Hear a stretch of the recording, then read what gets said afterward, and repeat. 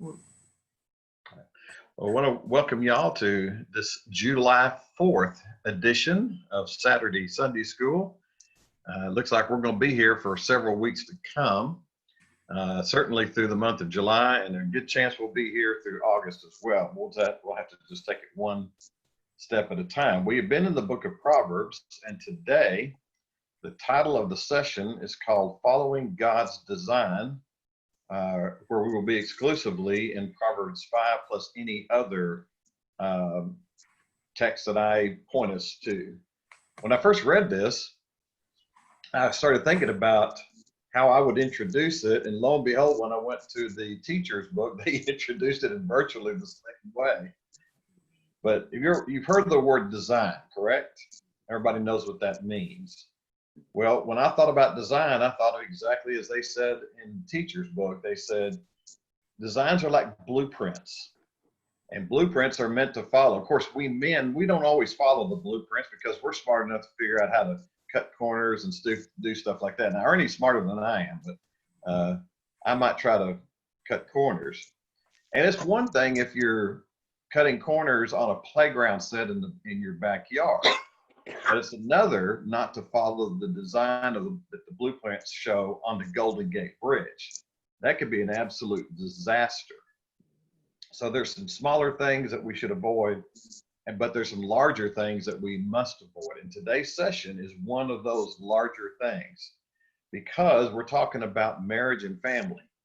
Marriage and family deal with commitments that impact multiple generations, multiple aspects of your life, and it also impacts eternity. So when we talk about marriage and family, the commitments that are associated with them are absolutely are critical, and violating, especially in the area of sexual purity, can devastate marriages, families, and yes, of course, even churches.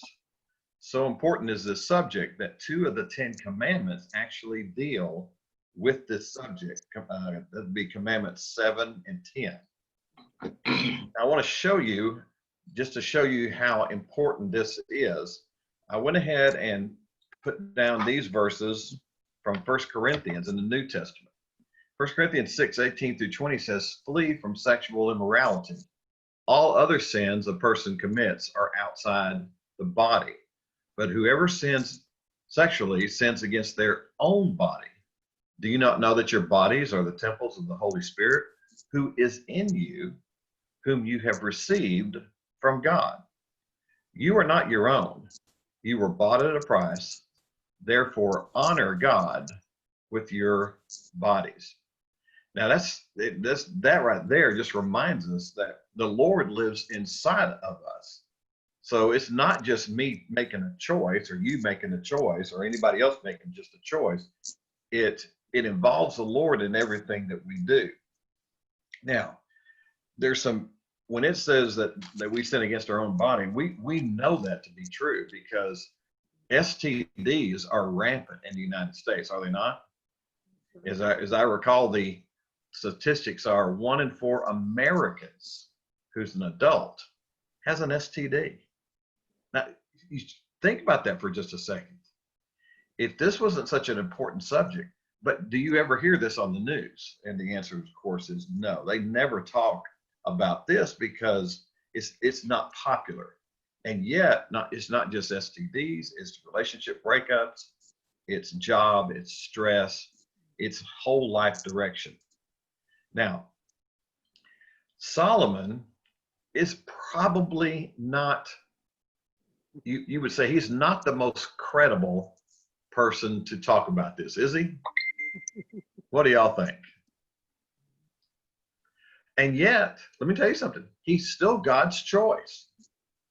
You know, some people say, some kids would say, well, Mom and Dad, you can't talk to me about that. You don't have any credibility. And parents should be able to say, well, I may not have, I have a moral responsibility to teach you the truth, even if I don't have moral authority in some areas. I still have to teach you the truth because it's God's truth. It's not my truth. It's not my opinion. It's God's truth. So here is Solomon, who ends up being one of the most worst violators of this subject, and his own father was a terrible violator of this subject. In chapters 5 through 7, they all three chapters, if you notice this, will start with my son. So Solomon is trying to teach the Lord's truth about wisdom regarding sexual behavior. Now, Solomon shows there's a connection between a number of things. He mentions it in the context, if you read all three of those chapters, you're going to see him talk about sexual indiscretion, work and financial stability, parental respect, and spiritual integrity. And he ends all three of those chapters talking about his view of adultery. So this subject doesn't just stand alone, it's mixed in with a number of subjects. And the indiscretion in one place is going to have impacts on others. Now, what do you think the heart of this is all about? Why is this important? This is an open-ended question. Why is this subject so important? Why do you think? What's at stake? I'm not asking for personal testimonies. I'm just asking in general. You know, Solomon could tell us even after he had made his mistakes. I say, Solomon, what's at stake here? He'd be able to say, well, this, and this, even if he is a violator of this, and this. All right, Angela?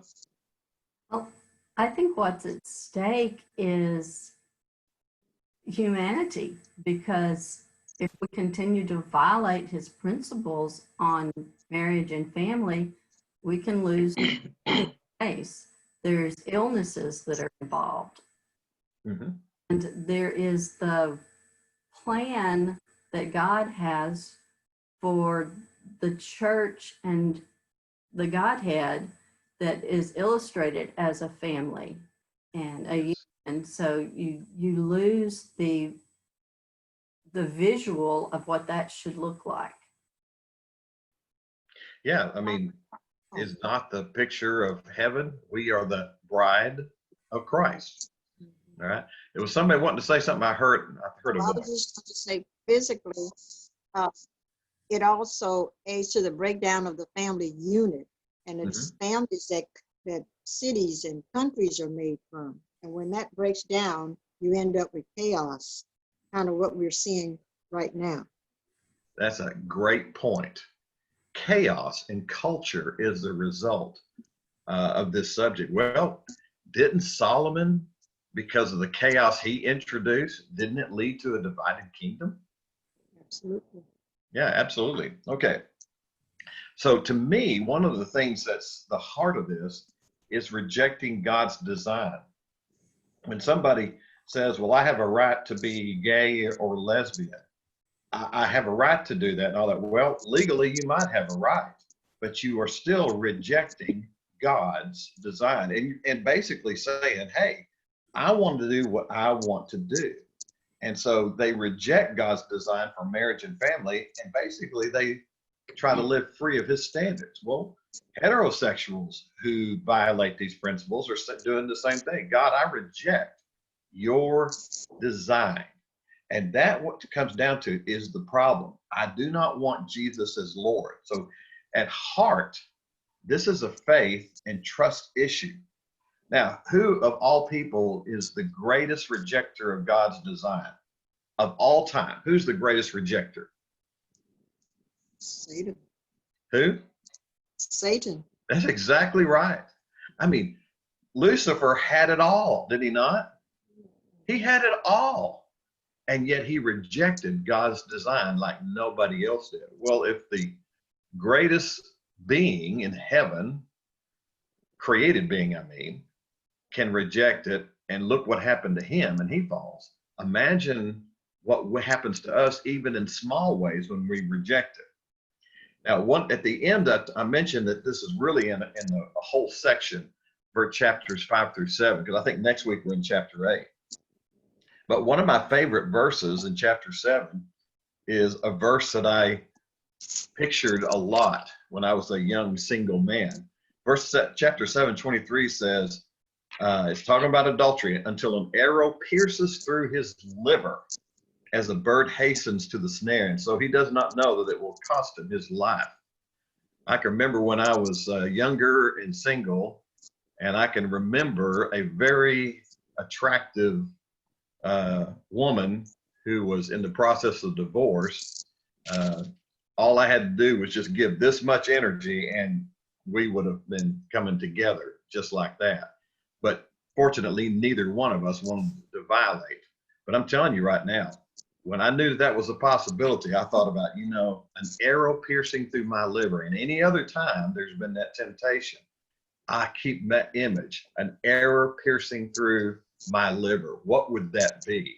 And that one picture alone has kept me from ever wanting to violate marriage and family. All right.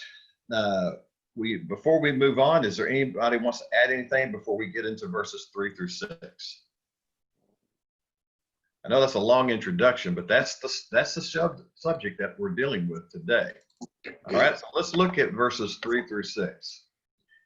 This section was called Seeing the Reality there on the left, but we're actually going to look at the verses over there to the right. For the lips of an adulterous woman drip honey, and her speech is smoother than oil. But in the end, she is bitter as gall, or wormwood, sharp as a double-edged sword. In verse 5, over there to the left, her feet go down to death. Her steps take hold of Sheol. She does not ponder the path of life. Her ways are unstable. She does not know it. So Solomon wants to help his son recognize the reality of somebody who is an adulteress. He says, he starts off with lips and speech. Now remember, just in verse 2, Solomon had referred to his son's own lips. But here he's talking about the adulteress's lips. And isn't it true that seduction begins with deceptive flattery? Does it not? Now remember, this book is aimed at males. Okay, it's not exclusively gender male. It applies to all people in all situations. But the book was written so what we're trying to gauge it through the eyes of a father talking to his son, his male son, and he's trying to point out the indiscretions of an adulterous woman. We could also talk about adulterous men at the same time. The principles are still true. But it begins with flattery, it's almost saying, look, a woman like this will tell you what you want to hear. She will tell you what you want to believe about yourself. Or she'll call attention to things and exaggerate them and make you feel like $1,000,000. Now, she's called an adulteress. Now, how many of y'all have translation that says strange woman?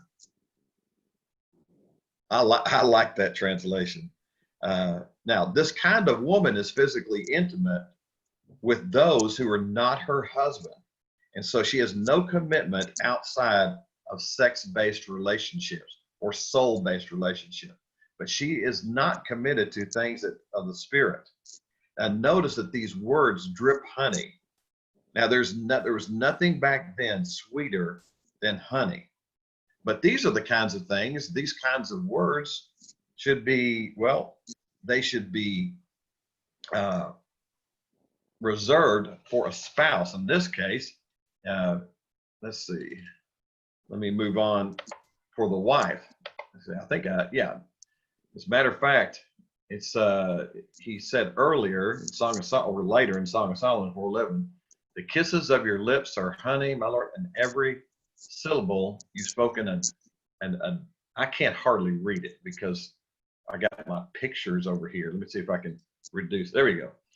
And a delicacy to your savor. Now, this is the type of thing that Solomon wrote when he had his head on straight. So the kisses of your lips are honey, my love. And yet, the lips of an adulteress drip honey. Then, let's see what else it says. And smoother than oil is her speech. Now, smoother than oil means that there's nothing back then that was, I guess you could say, smoother. Oil flowed out of a container. So here it denotes persuasiveness and acceptance, meaning if you're encountering, if Rehoboam, let's be specific here, says if you encounter an adulteress, she's going to say, hey, I'm okay, you're okay, we're okay. And she'll give that person every reason to believe that what they're doing is okay. Does anybody have any thought about that? Have you ever seen that situation? Have you been around people who were flattered to the point of giving themselves over to this, to the strange woman or strange man? Anybody can think of somebody? I don't want to know names, obviously. Well, I would say that there's there's also occurrences where a woman may not just try to use flattery, but she'll also try to use manipulation, try to tell you, if you're going through a hard time with your spouse or anything like that, they'll say, oh well, you don't need them, you're fine, you can be with me, or you can put your trust and everything with me, and we'll work through this, we'll be able, and they use your hardships and your pain to pull you further away from your spouse. That is an excellent point. Anybody else? All right. Sarah Jane? Sarah Jane? Yes, thank you. I think it's up, we talk about Solomon because, of course, he wrote this. But I think it's up to mothers too. A lot of, I hate to say this, but men, when they're around a flattering woman, are kind of ignorant. And I think this is where a mother steps up, or a big sister maybe. Someone who, I feel like that goes for fathers telling their sons too, but I think mothers need to step up because we can recognize, we're familiar with that. I mean, we recognize the language when they're being deceitful or manipulative. Don't you, ladies? Don't you think we see stuff when the men don't? Everybody's quiet. You ladies, you see the surface issue, or you see that the surface issues is not the thing that matters. You go much deeper and you see, wait a minute, there's something beyond flattering words that are dripping with honey. And oh yeah, there's a lot more issues here that you need, man, you need to look beyond. Yes. I think Sarah Jane brought up a good point. It made me remember there's a large conservative Christian family that I used to watch on TV. And I noticed the girls, they did that, the sisters of the brothers, if they were out in public or with a bunch of people, if a woman was walking down the street and they caught one of them looking, I think they would just had a code word and they would say Nike, which means just do it, or I think it meant don't do it. I don't know. It might have not been that word anyway. They had a word, a little code word, and it would just gently encourage the boys to look away, just look away. And so that was good. That was good advice. All right, good words. By the way, ladies and men, you wouldn't understand this next phrase. She's bitter as wormwood, meaning that surface stuff. It's kind of like you take a sweet tart and put it and cover it in chocolate. Once you get that past the chocolate, it's going to be sour, right? There are things beneath it. Well, in this case, it's a lot worse than that because at least sweet tarts are a candy. But here, the bit wormwood was a shrub in Israel. I think it had some kind of value. I didn't study this a whole lot, but based on Deuteronomy 29:18, it was a symbol of suffering, and it was extremely bitter tasting. And then it goes on to say sharp as a two-edged sword. Now, if you know anything about swords, if you sharpen just one side, that's good enough. But if you sharpen both sides, you can do more damage. And that's the way this woman is. It's not just one-sided. So here the sword is a symbol of death. Thus, immorality from this woman would shred him. Let's be specific. Rehoboam, you get involved with an adulteress, she'll shred you to pieces without you even knowing about it. Verse 5, her feet go down to death. So what she offers is the opposite of life. That's the direction that she's going. In contrast, now when I read this, I think about the beauty of the contrast of a good wife. Her steps lead people toward life, things that matter, things that are liberating, things that are satisfying. Her steps go down to Sheol. Chapter 2, verse 18 says, for her house sinks down to death, and her tracks lead to death. So this would be like, you want to go down the path of an adulterous woman? It's like walking toward the cemetery where you're going to be buried, and you're actually making the trip yourself. Can you think of any other decisions in the Bible this reminds you of? Dumb decision. Delilah and Samson. Say again? Samson and Delilah? Yeah. Okay, Sarah Jane, thank you. If we really want to go really far, we can go with David and Bathsheba. Okay, yeah. I also would go with Eve and the serpent.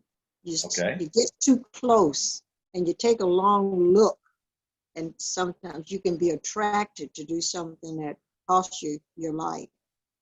And so, man, you go to the big one there, Jeanette. right. Or how about Adam? Add him in there. That's right. The one I thought about personally was Esau, because this is the first sermon I ever preached. It really grabbed my attention. Esau traded his birthright for what? For some parties. A one-time satisfying bowl of soup. Because he was famished. He had a need. He was just dying of hunger, he thought. And he wanted to satisfy his longing for one moment, and it cost him everything. Well, it's the same thing of, what's his name? I forgot his last name. He wanted to satisfy him with one shot of heroin or whatever it was after being drafted #1 in the NBA. And it killed him that night. It cost him everything. I've seen that in sports where high school athletes, man, they got a free ride ready to go, and they make a foolish decision and it costs them their entire college future. So this is somebody, this woman does not ponder the path of life, verse 6, the path of wisdom that Solomon has been emphasizing. So in other words, it's not the same as a used car salesman trying to get a sucker to buy a car. Okay. Hey, if I get suckered into buying a bad car, well, I can recover from that fairly easy. But you don't recover from the strange woman. It stays with you. It has consequences. Robert mentioned David, and that was a good picture, because we're about to start 2 Samuel in church services. And I'm telling you what, that devastated him the rest of his life. So it's more like, it's not like a child playing with a water gun. It's like a child playing with a loaded handgun. So this is one of those things that reject God's design, like building the Golden Gate Bridge and cutting corners, and you may end up with a broken bridge. All right, any other thought before we move on? All right. The second segment is called Think Long Term. So this is in verses 7 through 11. So he says, "Now then, listen, my sons, listen to me and do not depart from the words of my mouth. Keep your way far from her and do not go near the door of her house, or you will give your vigor to others and your years to the cruel one. And strangers will be filled with your strength, and your hard-earned goods will go to the house of an alien. And you groan at your final end when your flesh and your body are consumed."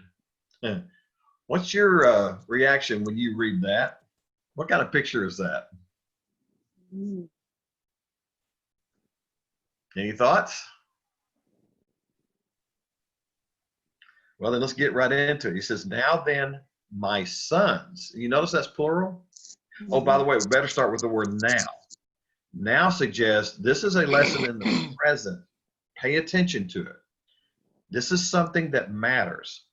Sons is plural, so he's talking about a wider audience. And I think what he's talking about probably is the young men, not just his sons, but the young men in his court. He's trying to get all of their attention. So starting here till verse 14, Solomon shows the high price of infidelity. And the focus here is the suffering of the guilty who yields to lust over yielding to God's law. Now, let's just stop for a second. Name me somebody who did not yield to lust and was blessed because of it. Anybody in the Bible you can think of immediately? Joseph. Joseph. Joseph, you and Julie were on the same page. He's pretty much the obvious choice, is he not? Because he said, I will not yield to it. Now, did he still suffer for it? Yes, he did. But he suffered for righteousness' sake, not for unrighteousness' sake. Huge difference in the type of suffering. As a matter of fact, you can be falsely accused. Women can be falsely accused by men. Men can be falsely accused by women. Sometimes God is the only witness. But you know what? God's enough. And Joseph knew that God was enough. The worst thing that could have happened to him is he would have been executed. And where would he be? He'd be before the God that he honored. All right. So he says, listen, don't depart. Keep your way far from her. Now, when it says keep your way far from her, this is a call to avoid going to certain places. Like if you know that there's a particular young lady that that's not good for you, you don't go down that path. There are parties there should parties and get-togethers you might need to avoid. You don't need to put yourself in that position. I've been to, during high school, I can remember going to a get-together once or twice. It's like, oh, I didn't know this kind of stuff was going to be taking place here. And I had the opportunity just to leave. There was also, I was invited. I remember one time I was invited to go someplace and I thought, I don't need to go there. So I didn't have enough courage to just say, hey, I don't need to go there, tell my friends that. So I said, hey, Dad, some of my friends want me to go do something with them, and I think it's not a good thing. So would you tell me I can't go? And he laughed and said, Jimmy, you cannot go. Okay. And I'll just tell my friends that you forbid me from going. Well, that's not as good as standing up for righteousness, but it still honors what it says. Is keep your way far from her. Now, the strange woman not only takes you away from, in this case, your wife. Who else is she taking you away from? Family, if you have one. Say again? Separate. A family, if you have a family. Okay, so he's taken away from, if this man, he's taken away from his wife, his family, anybody else? More important? Separates you from God. God. Puts a wall up between you and your God. fellowship with God. That's exactly right. And that's what makes her so strange. She wants things that are reserved only for God. She wants things from you, Rehoboam, that are reserved only for your wife. Okay? So don't give them to her. Keep far away. Don't go near the door of her house. Now, true, sometimes Rehoboam and the other sons may have a chance encounter, meaning they weren't actually trying to go there. But here's the thing. You may have a chance encounter that you couldn't help, but that's a lot different than actually looking for ways to connect. There's a lot of difference there. There's an old man that lived close to the church, our church. And he started connecting with an old girlfriend. You know what it led to? This is the guy in his 70s, I think. It led to murder. It led to murder of all things. So he didn't even need to even open that door. Now, verses 9 and 10, these are the consequences of adultery. Like, how about this? Lost honor, lost dignity, lost time, lost wealth, all of those things. And how about this? Lost accomplishments. All of these things deal with life. And in certain cases, as the law back then, under God's law, adulterers deserved what? You remember? Yes. Yeah. Yeah. They Yeah. deserved Stoning. death. You remember the adulterous woman that they were dragged before Jesus? They wanted to stone her. Mhm. Okay. Well, God's law did not change. Did she deserve death? Yes, but she got grace instead. Okay. Amen. And so whenever you think about life versus death, adultery leads toward death. And he's saying to avoid these things. And because of that, if death was commuted, it might have led to slavery as a commuted punishment instead of death, which is what people deserved back then. Well, all sin is deserved what? The wages of sin is? All of our sin leads to that. Okay. In this case, the cruel one might have been the judge, could have been others, where the masters to whom all the energy of youth was directed in slavery. It could refer to all personal wealth was lost to outsiders, and one served in a stranger's house, helping that person prosper. Or how about this? Consider also blackmail as a financial burden. Anybody know some people who have been blackmailed because of sexual indiscretion? Lots of politicians have been. As a matter of fact, I think Congress at one time, they may still have that. They had a fund for blackmail, if you can imagine that. Now, some would say, hey, those are the consequences back then. Hey, we're living in modern times. We're in the 21st century, where adultery is actually what? It's celebrated. Hey, that's pretty cool. Okay. Or how about, well, let's ask this question. How many people have lost their health for these kind of encounters? How many people in the 21st century have lost their reputation? How many people in the 21st century have had to give up their families? How many have lost much of their life due to momentary pleasure? There's somebody in the news today. I didn't even realize it until yesterday. Have y'all heard of Ed Henry? He is a reporter on Fox. Nice guy. I think he gave like half of his liver to his sister. So, I mean, he looks like he's got some nice qualities. He was just fired by Fox for sexual indiscretion, at least alleged sexual indiscretion. Somebody made a claim and they hired an outside person to investigate it. Somebody who's never worked for Fox before. And for whatever they found, they decided either he was too hot to handle and it wasn't worth it, or he was actually guilty. I don't know which one it is. But here's a guy who apparently got too close to the fire. And he either got his arm singed or he actually jumped into the fire. Notice verse 11. He says, you will groan at the final end.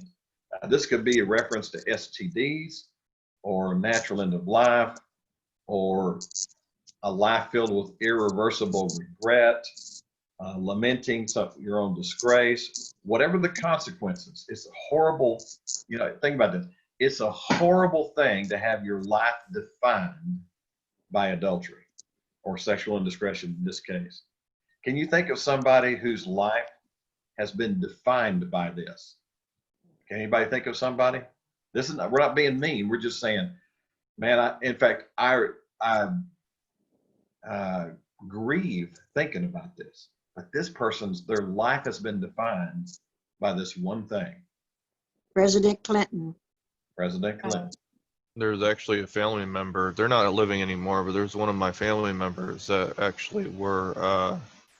It was a touchy subject, and they were very sensitive on that section of their life. So they were very, very.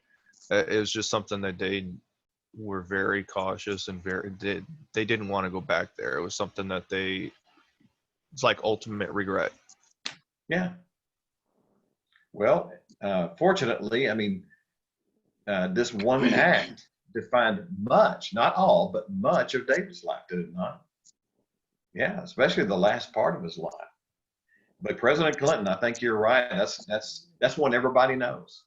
And let's say he did a number of nice and good things, but he will always be remembered for these other indiscretions. All right. Any other thoughts on thinking long term? In other words, Rehoboam, before you walk down this path, think about these consequences. So anybody else? All right. Let's move on to the last segment then. Enjoy God's provision. Verse 15, drink water from your own cistern, fresh water from your own well. Should your springs be dispersed abroad, streams of water in the streets, let them be yours alone and not for strangers with you. Let your fountain be blessed and rejoice in the wife of your youth. Now, if you lived in the desert, what is one thing that's absolutely valuable and vital to your life and health? Water. Yeah, pure water. It's one of the reasons why we were doing the fundraiser that was supposed to happen today, was because we're trying, Anita and Jessica and I have actually been there. We've seen this with our own eyes. We've seen what looks like to be pure water, and actually it's laced with biological contaminants sometimes. And sometimes it's good, sometimes it's bad. And water is just absolutely vital to people. It's vital to you. It's hard for me to fathom this because I just turn on the tap and it's always good. But back then, that's a totally different. So the imagery here is this. Your marriage is contrasted with the disaster of infidelity. And since water was associated with life and a precious commodity, it must not be wasted, and it should bring satisfaction to your life. And notice what it says, from your own cistern. Does everybody know what a cistern is? Well, Water. So- Where you get water. Yeah. Kind of like a pot. Yeah, it's basically an underground pot where water was stored to be able to use. Okay, so here it says, Rehoboam, think about your own wife or your future wife, and you need to derive all of your satisfaction from her. Don't look to the adulterous woman. She can only satisfy your ego up to a certain point. The path of infidelity in marriage is rewarding since it gets the most out of sexual intimacy and lasting fulfillment. So we ask this question, should your springs be dispersed, meaning should you waste your valuable resources? And the answer, of course, is no. Streams of water in the streets, not exactly sure what that means. Some think it refers to children of harlotry, meaning that children that have come from her instead of your own wife. Could refer to that. It could refer to wasted energy. Verse 17 says, let them be yours alone. In other words, keep it between you and your wife. Don't introduce contaminations, division, conflict, mistrust.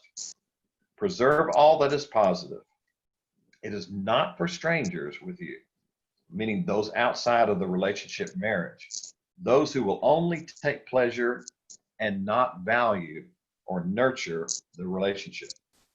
Verse 18, let your fountain be blessed. In other words, male procreation works right in marriage. By the way, blessed is passive here. Did you notice that?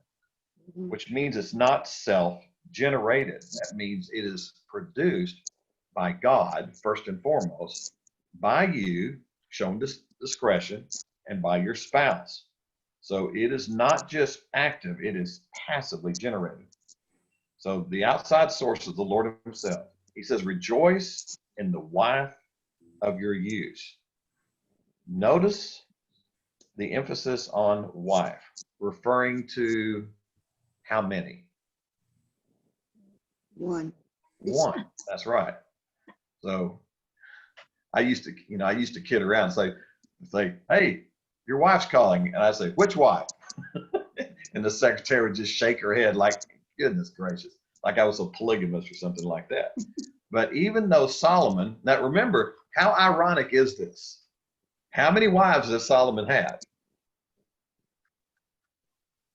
700. 700 and 300 concubines. So did he have moral authority? I mean, now I'm sure he taught this when Solomon had one wife, but did he have moral authority later on in this area? Not at all. And neither did his daddy. his daddy was limited in his moral authority. So that just reminds us that this is a tough subject because it is easily to fail. And there are marriages that don't work out and other stuff like that. Does grace come in? Absolutely. And I've seen some great, great, great second marriages. And I've seen some great marriages end by death, great marriages end by divorce, great marriages end because of adultery and all that. But grace still applies here.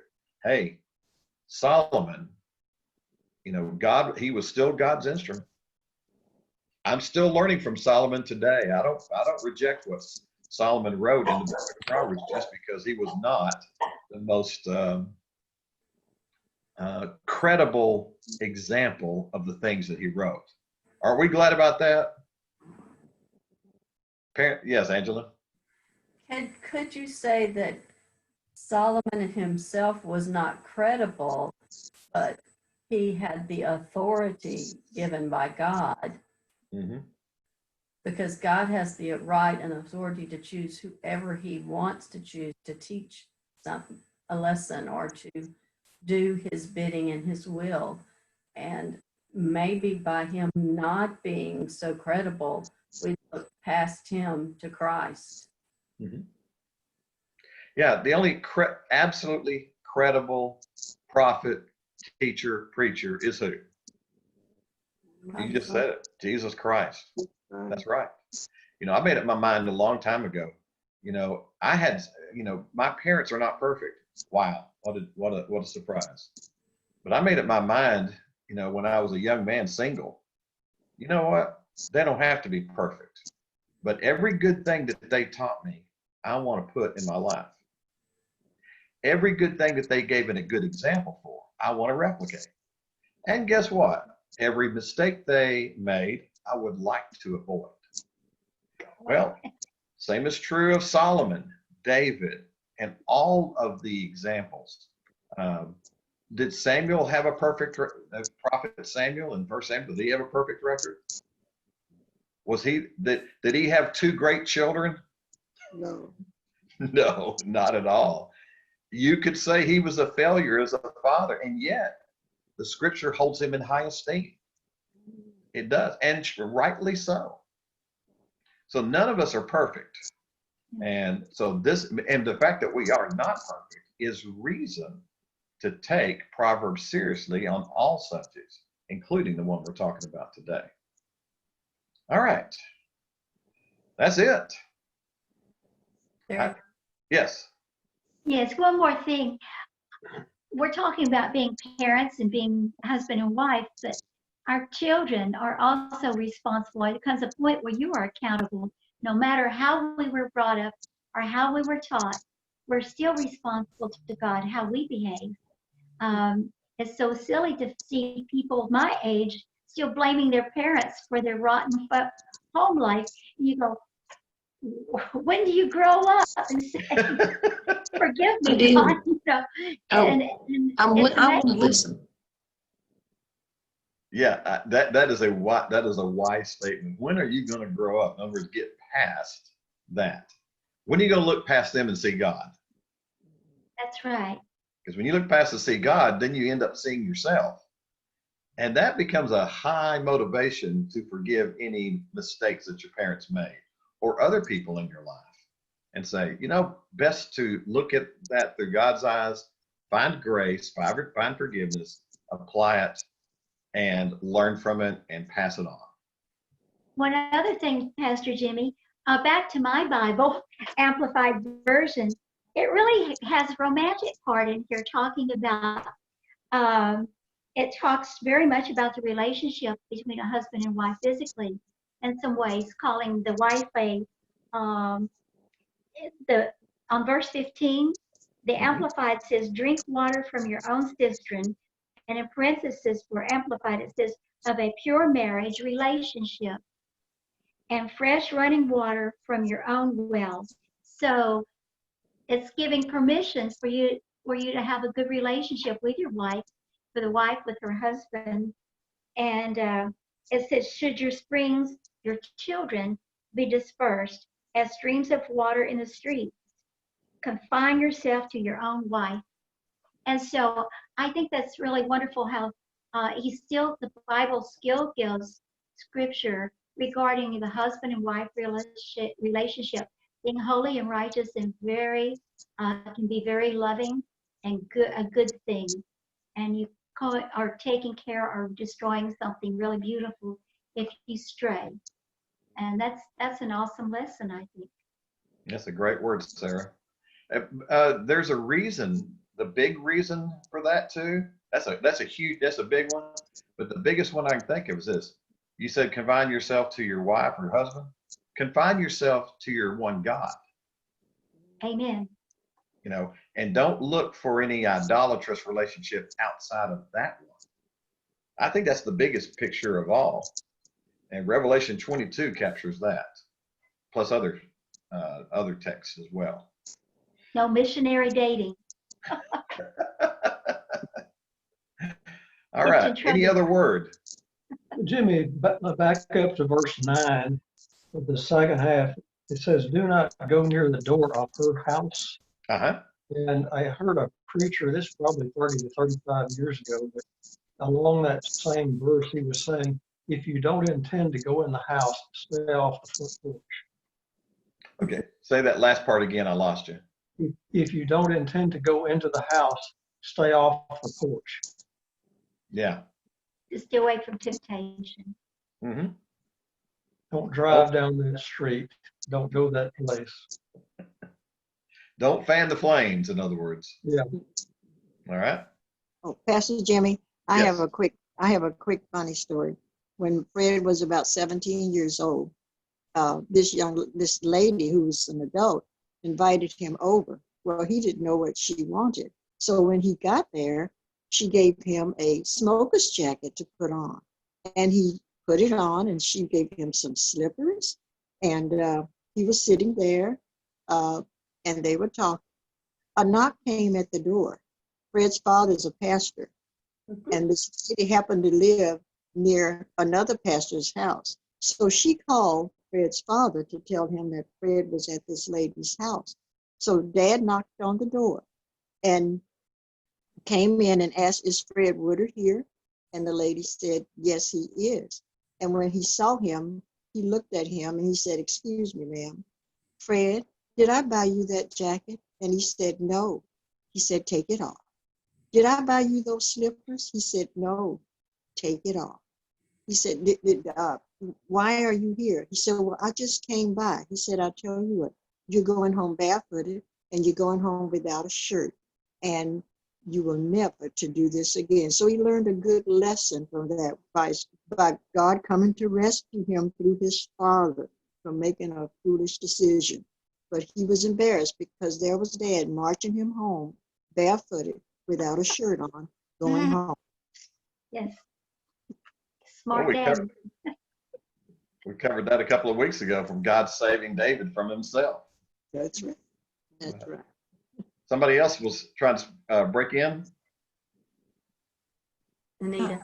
I had something. Go ahead. I don't know if somebody else was trying to speak up or not.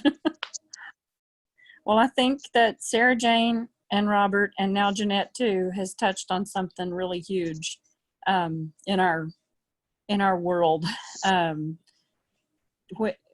Whether you're a wife or a mom, or you may be a single lady, but you have friends or kids that or I say kids, young people that that are men.